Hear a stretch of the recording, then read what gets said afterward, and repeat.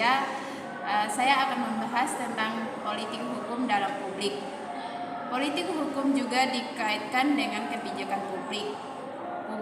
Polisi yang menurut Thomas Ayedari, ahli hukum Anglo-Saron, yaitu politik hukum yaitu kebijakan pemerintah yang berkaitan dengan hukum. Politik hukum juga didefinisikan sebagai pembangunan hukum. Menurut Muhammad Mahfud MD yang memiliki tentang politik hukum di Indonesia mendefinisikan politik hukum sebagai legal policy yang akan atau telah dilaksanakan oleh pemerintah Indonesia meliputi 1. Pembangunan hukum yang berintikan pembuatan dan pembaharuan terhadap materi-materi hukum agar dapat disesuaikan dengan kebutuhan. 2. Pelaksanaan ketentuan hukum yang telah ada termasuk penegakan fungsi lembaga dan pembina para penegak hukum. Jadi politik hukum meliputi proses pembuatan dan pelaksanaan hukum. Cakupan studi politik hukum tidak hanya dilihat dari perspektif formal yang memandang kebijakan hukum dan rumusan-rumusan resmi sebagai produk saja, melainkan dapat dilihat dari latar belakang proses keluarnya rumusan-rumusan resmi terhadap.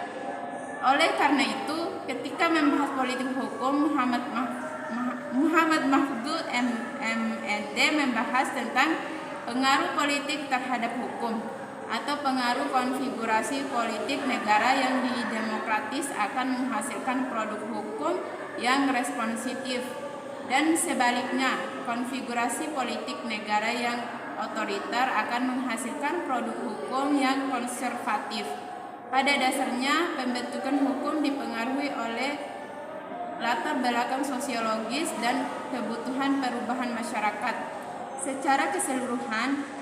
Tetapi dalam pembentukan hukum di Indonesia terlalu didominasi oleh kekuasaan politik yang melaksanakan tugas-tugas pembentukan hukum tersebut. Dengan demikian, maka pembahasan politik hukum di Indonesia tidak terlepas dari kondisi politik yang mempengaruhi pembentukan suatu produk hukum. Bagian B, ruang lingkup politik hukum. Mengenai ruang lingkup dari politik hukum dapat dikatakan meliputi kebijakan publik, politik atau kekuasaan, ideologi suatu bangsa, dan penciptaan distribusi nasional sebagai berikut. Politik berkaitan dalam kaitannya dengan publik meliputi A. Kebijakan pembuatan atau pembentukan hukum. Kebijakan tersebut berfungsi sebagai peraturan menentukan arah, bentuk, dan isi dan perkembangan hukum yang akan dibentuk dan dijadikan kriteria dalam menghukum sesuatu. 3. Kebijakan tersebut seiring dengan kebijakan publik lainnya disusun dalam suatu perencanaan untuk cita-cita atau tujuan hukum di dalam ini termasuk penentuan, perumusan pola baku dan mapan dalam proses pemilihan tujuan. 2. Efektivitas dan cara-cara yang dinilai baik dan efektif untuk mencapai tujuan. B. Kebijakan penegakan hukum yang meliputi kebijakan dan kebijakan pelayanan hukum. Politik hukum dalam kaitannya dengan politik atau kekuasaan politik yang dapat mempengaruhi cara mulai proses pembentukan, proses penegakannya, dan pengendalian sangat dominan dalam segala kebijakan. C. Politik hukum dalam kaitannya dengan ideologi. Perencanaan dan penegakan kebijakan hukum sosial politik hukum negara harus mencerminkan ideologi. Dengan demikian, hukum yang akan dibangun pada ideologi tersebut sebagai cerminan dan pelaksanaan yang tumbuh dari bangsa tersebut. D. Politik hukum dalam kaitannya dengan penciptaan. Politik hukum secara konsisten membuat suatu hukum yang merupakan ciri khas suatu negara tersebut.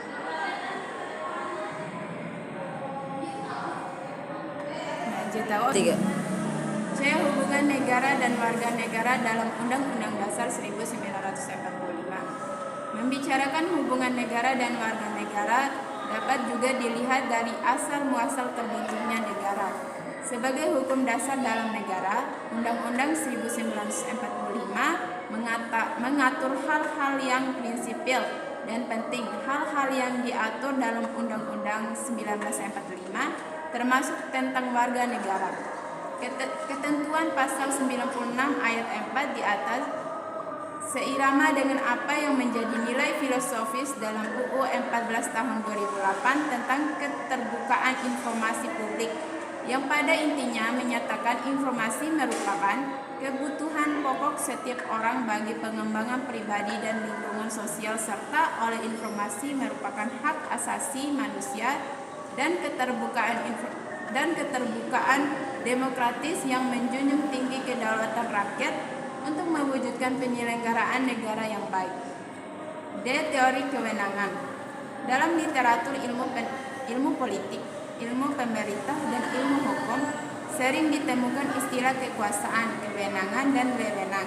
Kekuasaan seiring disamakan begitu saja dengan kewenangan, dan kekuasaan seiring dipertukarkan dengan istilah kewenangan, demikian pula sebaliknya. Berdasarkan pengertian tersebut, dapat terjadi kekuasaan yang tidak terkait dengan hukum. Kekuasaan yang tidak berkaitan dengan hukum oleh Mark VII disebut sebagai blood match, sedangkan kekuasaan yang berkaitan dengan hukum oleh Max Weber disebut sebagai wewenang rasional atau legal. Dalam hukum publik, wewenang berkaitan dengan kekuasaan. Kekuasaan memiliki makna yang sama dengan wewenang karena kekuasaan yang dimiliki oleh eksekutif, legislatif, dan yudikatif adalah kekuasaan formal. Kekuasaan merupakan unsur esensial dari suatu negara dalam proses penyelenggaraan pemerintah, di samping unsur-unsur lainnya yaitu hukum, kewenangan, wewenang, keadilan, dan kejujuran. Kebijakan lestarian kebijakan. Partisipasi publik, pembelaan terhadap ruang hidupnya.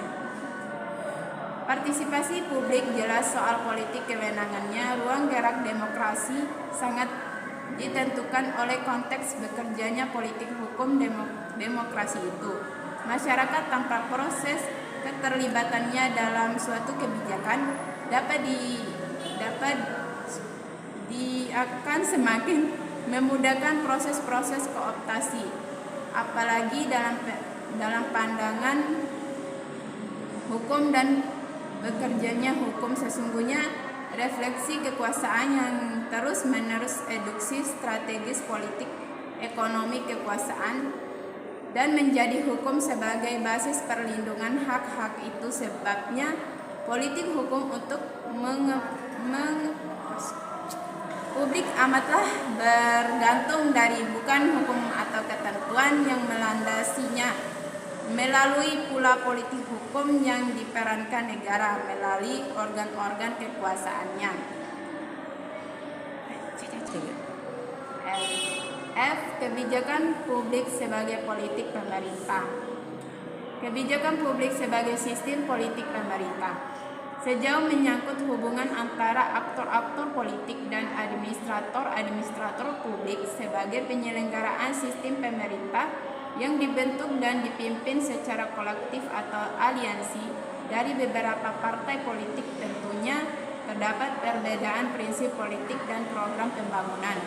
Untuk menyederhanakan perbedaan, diperlukan kebijakan publik yang mewakili kepentingan dan kebutuhan publik.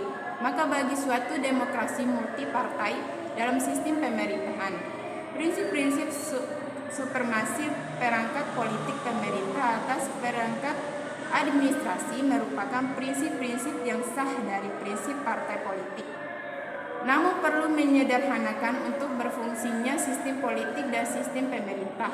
Konsep netralitas politik di Timor Leste terhadap pada masyarakat yang bersifat tidak berpolitik atau apolitis terhadap kebijakan pemerintah, baik dalam segi keputusan politis atau segi perencanaan pembangunan.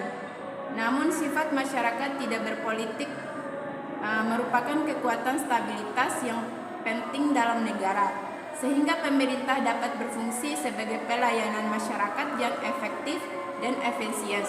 Prinsip partai politik yang tidak berubah dalam aliansi kepemimpinan. Sekian pembahasan dari saya, lebih dan kurangnya saya mohon maaf.